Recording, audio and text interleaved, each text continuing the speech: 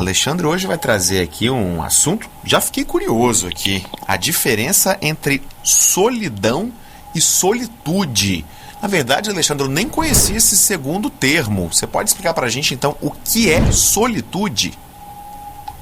Vamos sim falar sobre esse assunto, até porque o que me provocou falar um pouco sobre esse tema, solidão e solitude, é justamente esse momento agora de final de ano, em que próximo do Natal a gente começa a pensar no que fazer, a ceia de Natal, se reunir com amigos ou familiares, mas também teve toda essa dificuldade de ano, envolvendo pandemia, envolvendo algumas perdas, e também nem sempre nós temos alguém ali para dividir esses momentos em que o Natal acaba nos induzindo, nos conduzindo a ter essa experiência, né, com pessoas e reunião de pessoas. Por isso que esse tema aparece muito, pois ele pode também desenvolver, justamente nessa época do ano, ansiedade, pode desenvolver uma tristeza, pode desenvolver uma frustração, justamente por às vezes nós não sabermos lidar com essa questão da solidão e da solitude. Então,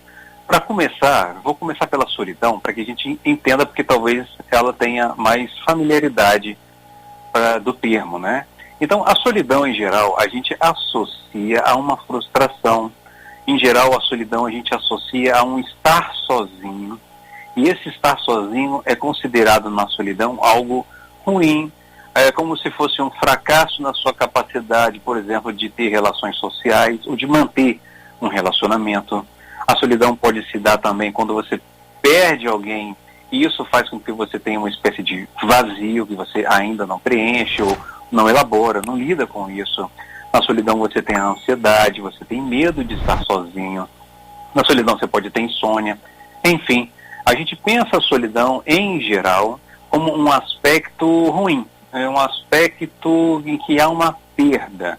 Então, a solidão, a gente tem que tentar se conciliar com essa capacidade nossa de encontrar alegria, felicidade, realização, atividades que a gente pode desenvolver sozinhos, não necessariamente dependendo de alguém. E isso faz com que a gente comece, então, a vislumbrar justamente esse outro termo, que é a solitude. O que seria, portanto, a solitude? A solitude, ela tem a mesma origem da palavra solidão, mas a diferença é que na solitude você se coloca sozinho. Você ativamente vai viver experiências sozinho, solitárias, mas não significa que você vai estar em solidão enquanto algo ruim, uma frustração, algo que você dependa do outro. Na solitude você consegue ter alegria independente de uma relação de dependência ou de uma relação que envolva o outro. Você pode, na solitude, desenvolver uma atividade. Na solitude você pode, inclusive, fazer uma viagem, assistir um filme, sem necessariamente ter alguém. Então você curte, vamos dizer assim, esse momento seu com você mesmo. Pode até parecer egoísmo, talvez até seja de um certo ponto de vista, mas não é o egoísmo que prejudica alguém, não é o egoísmo competitivo, é um cuidado de si, é quando você se concilia com a sua companhia, é quando você se concilia com você mesmo, é quando você se sente mais livre estando de alguma forma só. Então a solitude é um movimento ativo, é uma iniciativa que nós temos para aproveitar justamente esses momentos em que você se recolhe, talvez, como se fosse um retiro, né? Você se recolhe e tem atividades solitárias que não necessariamente se confundem com uma tristeza, frustração ou algo que possa ser considerado ruim. Alexandre, a solitude, então, pode ser considerada também uma autossuficiência? Você se basta, você é feliz da forma como você é, sem necessidade de uma companhia física? Eu vou complementar a pergunta do Leandro, até com um caso específico. Assim, eu conheço uma pessoa, uma moça, toda bonita e tal, que ela fala: olha, não quero casar, não acho que eu tenha necessidade de casar e me sinto bem assim, do jeito que eu tô, mesmo eventualmente sem ter uma relação, etc. Isso poderia ser encaixado nessa sua explicação a respeito de solitude? Perfeito, Cacá. Até porque na solitude você até mesmo não necessariamente vai corresponder às exigências sociais, você não necessariamente você vai corresponder ao que o outro espera de você, você não vai necessariamente corresponder a um protocolo social na qual você vai ter que seguir um certo caminho em que o outro diz que é melhor, né? No caso aí que você traz um casamento ou algum critério nesse sentido, né? Por um lado, a gente não pode esquecer que solitude tem uma espécie de autossuficiência, como você trouxe, Leandro, mas não significa que você não precise do outro, que você não vai ter momentos agradáveis com outras pessoas, de prazer da companhia, prazer de um sorriso, um prazer sexual, um prazer no trabalho, enfim.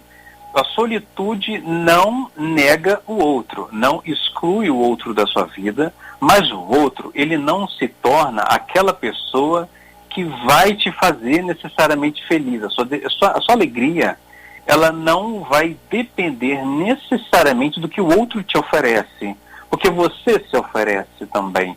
Então você tem uma relação mais próxima com a liberdade, você tem uma relação mais próxima com a responsabilidade. Mas é difícil a solitude, porque em geral a gente espera que alguém faça algo por nós. Em geral a gente acaba se acostumando com o alpiste na gaiola. Em geral a gente acaba se acostumando com determinados padrões de comportamento e a gente espera muitas vezes também uma certa estabilidade na vida que a gente percebe com o tempo que é uma ilusão. Porque essa estabilidade vira uma bagunça, como por exemplo a pandemia nos mostrou.